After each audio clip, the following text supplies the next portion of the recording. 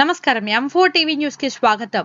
తెలంగాణ ఆవిర్భావ దినోత్సవం శుభ సందర్భంగా ఎంతో పోరాటాలు, త్యాగాలు చేసి తెలంగాణ సాధన కోసం కష్టపడిన గోలెట్లో మరియు రెబ్బన ప్రాంతంలో నివసిస్తున్న తెలంగాణ ఉద్యమకారులు అందరికీ గోలెట్ సోషల్ వెల్ఫేర్ సొసైటీ ఆధ్వర్యంలో సన్మానించడం జరిగింది. ఈ కార్యక్రమంలో సొసైటీ అధ్యక్షుడు అబ్దుల్ వసీం, సొసైటీ సభ్యులు మహమ్మద్ మూవీస్, ఎండి హుస్సేన్ తదితరులు పాల్గొన్నారు.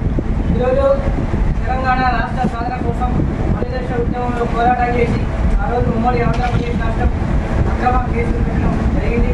మరి అక్రమ కేసులకు బలైపోయి వేడికెళ్ళ ఉద్యమకాలందరూ కూడా ఈరోజు మరి గోలెట్ వెల్ఫేర్ సొసైటీ ఏదైతే స్వచ్ఛంద సంస్థ ఉందో వసీం గారు కానివ్వండి, మోహిత్ గారు, మైనార్టీ నాయకులు హుస్సేన్ గారు వీళ్ళందరూ కూడా తెలంగాణ ఉద్యమకాలని ఘనంగా సన్మానించారు.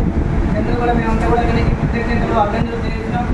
మరి వసీం గారు సుమారుగా గత 10-15 సంవత్సరాల నుంచి అంటే ఈ జిల్లాలో ఈ కారణాలు కానివ్వండి, ఆసిఫాలి కానివ్వండి, చూపిడి ఈ యొక్క ప్రాంతాలలో స్వచ్ఛంద సేవ సంస్థ తీసుకుని చాలా మంచి కార్యక్రమాలు చేస్తారు.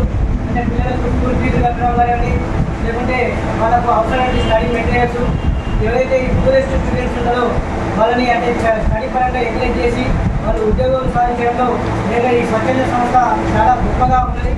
భవిష్యత్తులో కూడా ఈ సంస్థ మరిన్ని సేవా కార్యక్రమాలు చేసి భవిష్యత్తులో ఒక ఎన్జిఓ సంస్థ కోరుతున్నాం.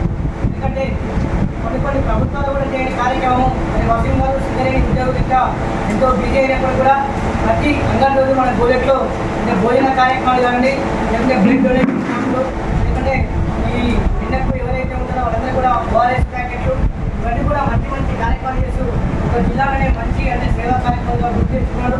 అతను భవిష్యత్తులో కూడా మరింత సేవా కార్యక్రమాలు చేసి అంటే ప్రభుత్వం గుర్తించి మంచి అతను కూడా ఎంకరేజ్ చేయాలని సందర్భంగా కోరుకుంటూ ఈ యొక్క సన్మాన కార్యక్రమాలు చేసినటువంటి ఈ గోలెట్ వెల్ఫేర్ సొసైటీ ఎవరైతే ఉన్నారో దాని అధ్యక్షులు వసీం గారికి, అలాగే మన మోహిత్ గారికి, హుస్సేన్ గారికి ఈ కార్యక్రమంలో పాల్గొన్నటువంటి తోటి ఉద్యమకారులందరూ కూడా